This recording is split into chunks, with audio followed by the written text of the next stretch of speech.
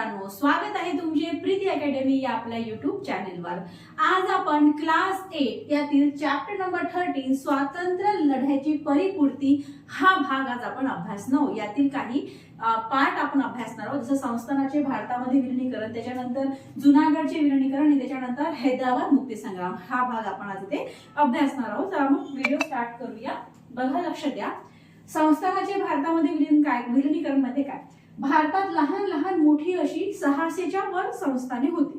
मग आता असहकार आंदोलनाच्या प्रभावामुळे काय झालं की संस्थानामध्ये राजकीय जागृतीला सुरुवात झाली। असहकार आंदोलन होतं, असहकार आंदोलनाच्या प्रभावामुळे काय झालं की राजकीय जागृतीला सुरुवात झाली।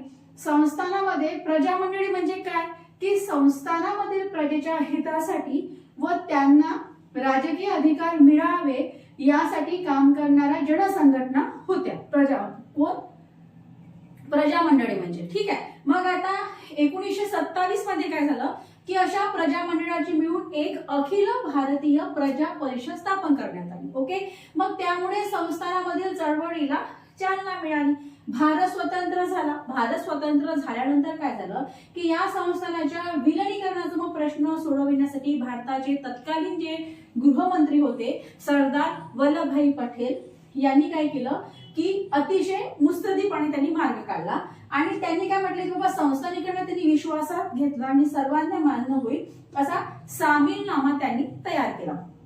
आता बघा, भारतात सामील होणे संस्थानिकाच्या कसे हिताचे आहे सरदार पटेलांनी सगळ्यांना समजावून सांगितले आणि त्यांच्या या आव्हानाला संस्थानिकांनी मग चांगला प्रतिसाद दिला। आता जुनागड, हैदराबाद व काश्मीर हे 3 संस्थान सुटले तर सर्व संस्थाने भारतामध्ये विलीन झाली। संस्थानाच्या विलीनीकरणाचा प्रश्न सरदार पटेलांनी कणखर भूमिका घेऊन सोडवला।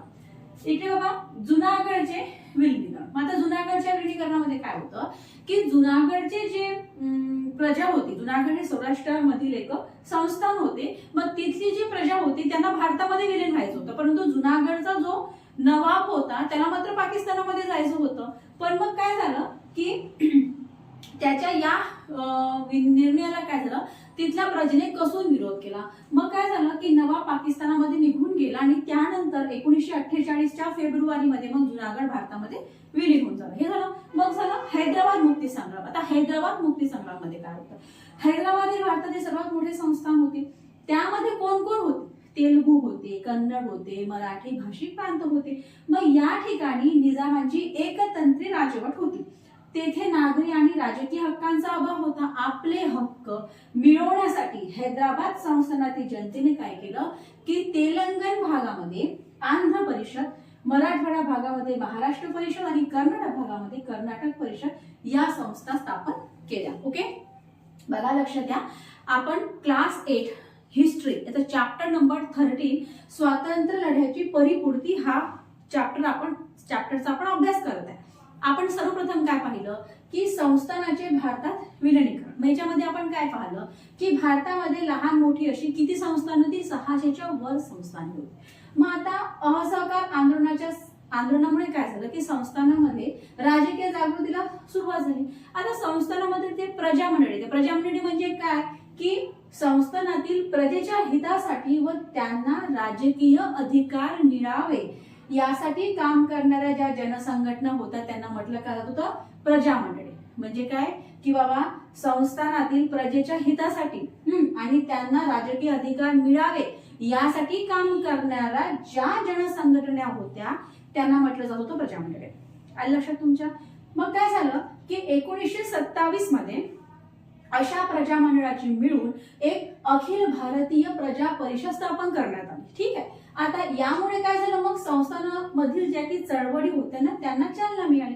भारत स्वतंत्र झाला। भारत स्वतंत्र झाल्यानंतर या संस्थानाच्या विलीनीकरणाचा प्रश्न सोडवण्यासाठी तत्कालीन जे काही गृहमंत्री होते सरदार वल्लभभाई पटेल यांनी खूप योग्य रीतीने एक मार्ग, मुत्सद्दीपणे त्यांनी मार्ग शोधून काढला आणि त्यांनी संस्थानिकांना विश्वासात घेतले। त्यांना सांगितलं की बाबा संस्थानाचे भारतात विलीनीकरण होणे किती आवश्यक आहे हे त्यांना पटवून दिले आणि सगळ्यांना त्यांचा मुद्दा समजला आणि सगळ्यांनी त्यांना खूप चांगला प्रतिसाद दिला, एक्सेप्ट कोण, जुनागड, हैदराबादचे संस्थान आणि काश्मीर हे संस्थान त्या भारतामध्ये विलीन झाले नाही। ठीक आहे। मग आता जुनागडच्या संस्थानामध्ये कसे काय विलिनीकरण झाले, तर जुनागड हे काय होतं, सौराष्ट्रातील एक संस्थान होतं. जुनागडची जी प्रजा होती, जुनागडच्या प्रजेला असं वाटत होतं की आपण भारतामध्ये विलिनीकरण व्हायचं, म्हणजे आपण भारतामध्ये जायचं. परंतु जुनागडचा जो नवाब होता त्याला पाकिस्तानात जायचं होतं. परंतु मग प्रजेनं काय केलं की त्याचा कसून विरोध केला. त्याच्यामुळे जुनागडच्या नवाबला काय झालं, पाकिस्तानामध्ये जावं लागलं. तो पाकिस्तानात निघून गेला आणि मग 1948च्या फेब्रुवारीमध्ये जुनागड हे भारतामध्ये विलीन झाले. ठीक आहे. आता झालं हैदराबाद मुक्ती संग्राम. मग हैदराबाद मुक्ती संग्रामामध्ये काय झालं, तर हैदराबाद हे भारतातील सर्वात मोठे संस्थान होते. ओके. त्यामध्ये मग तेलुगू झाले, कन्नड झाले, मराठी भाषिक हे प्रांत होते. या ठिकाणी काय होती की निजामाची एकतंत्र राजवट होती. कुठे म्हणत आहे मी, कुठे बोलत आहे, हैदराबाद मुक्ती संग्राम. हैदराबाद मध्ये काय होती की निजामाची एकतंत्री राजवट होती आणि तिथे नागरी आणि राजकीय हक्कांचा अभाव होता. का, कारण तिथे निजामाची एकतंत्र राजवट होती. ओके. मग आपले हक्क मिळवण्यासाठी काय झालं की हैदराबाद संस्थानातील मग जनतेने काय केलं की तेलंगण भागात आंध्र परिषद, मराठवाडा भागामध्ये महाराष्ट्र परिषद आणि कर्नाटक भागामध्ये कर्नाटक परिषद या संस्था स्थापन केल्या. ठीक आहे. हा एवढा भाग आपला झालेला आहे.